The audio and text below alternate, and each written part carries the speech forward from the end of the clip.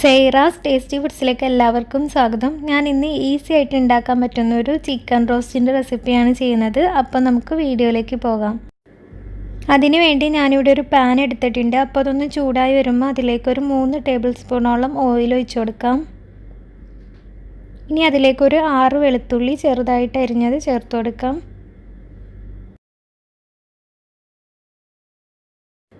ഇനി ഒരു ചെറിയ കഷ്ണം ഇഞ്ചി ചെറുതായിട്ട് അരിഞ്ഞതോടെ ചേർത്ത് കൊടുക്കാം. എന്നിട്ട് ഇത് രണ്ടും കൂടി ഒന്ന് മൂപ്പിച്ചെടുക്കണം. ഇനി ഇതിലേക്ക് 2 മീഡിയം സൈസ് സവാള കട്ട് ചെയ്ത് ചേർത്ത് കൊടുക്കാം. ഇനി അതിലേക്ക് കുറച്ച് കറിവേപ്പിലയും 2-3 പച്ചമുളക് ചെറുതായിട്ട് കട്ട് ചെയ്തതോടെ ചേർത്ത് കൊടുക്കാം.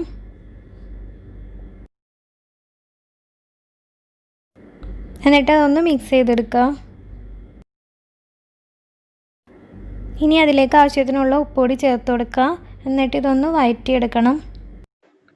സവാള വഴറ്റി കഴിയുമ്പോൾ അതിലേക്ക് ഒരു ചെറിയ തക്കാളി ചേർത്ത് കൊടുക്കാം. വലിയ തക്കാളി ആണെങ്കിൽ ഒരെണ്ണത്തിൻ്റെ പകുതിയും, ചെറുതാണെങ്കിൽ ഒരെണ്ണവും ചേർത്ത് കൊടുക്കുക.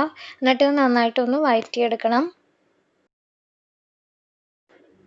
ഇപ്പം തക്കാളിയൊക്കെ വെന്ത് വന്നിട്ടുണ്ട്. ഇനി അതിലേക്ക് പൊടികൾ ചേർത്ത് കൊടുക്കാം. 1/2 ടീസ്പൂൺ മഞ്ഞൾപ്പൊടി,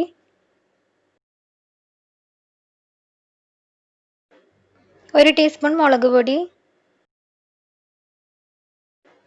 1/2 ടീസ്പൂൺ ഗരം മസാല, 2 ടീസ്പൂൺ മല്ലിപ്പൊടി,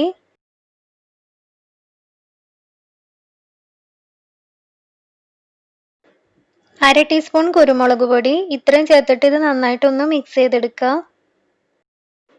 മസാലയുടെ ഒക്കെ ഒരു പച്ചക്കുത്ത് മാറണ വരെ ഇതൊന്ന് വഴറ്റിയെടുക്കുക.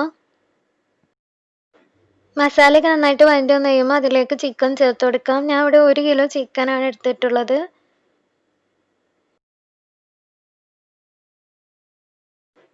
ഇനി അതിലേക്ക് ആവശ്യത്തിനുള്ള ഉപ്പും കൂടി ചേർത്തിട്ട് ഇത് നന്നായിട്ടൊന്ന് മിക്സ് ചെയ്തെടുക്കണം.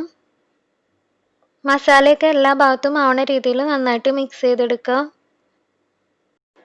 ഇതിലേക്ക് നമ്മൾ ഒട്ടും തന്നെ വെള്ളം ചേർത്ത് കൊടുക്കില്ല. ചിക്കനിൽ നിന്നുള്ള വെള്ളം ഇറങ്ങിയാണ് ഇത് വേവണത്. അപ്പോൾ ഇനി ഇതൊരു മീഡിയം ഫ്ലെയിമിൽ വെച്ചിട്ട് ഇത് അടച്ചു വെച്ച് വേവിച്ചെടുക്കണം.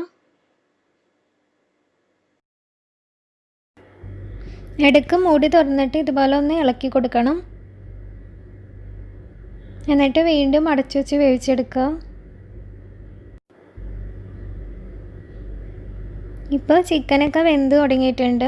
ഇതിൽ എണ്ണയൊക്കെ തെളിഞ്ഞു തുടങ്ങിയിട്ടുണ്ട്. ഇനി ഇത് ഒന്ന് നന്നായിട്ട് ഇളക്കിയതിന് ശേഷം ഒന്നുകൂടി അടച്ചു വെച്ച് വേവിച്ചെടുക്കാം.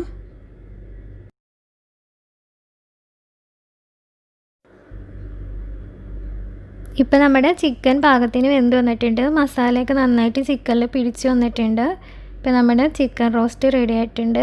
ഈസി ആയിട്ട് ഉണ്ടാക്കിയെടുക്കാൻ പറ്റുന്ന ഒരു ഡിഷാണ്. അപ്പോൾ എല്ലാവരും ഒന്ന് ട്രൈ ചെയ്ത് നോക്കാം. ചപ്പാത്തിക്കും ചോറിനും പൊറോട്ടയ്ക്കും ഒക്കെ കൂടെ കഴിക്കാൻ പറ്റുന്ന നല്ലൊരു ഡിഷാണ്.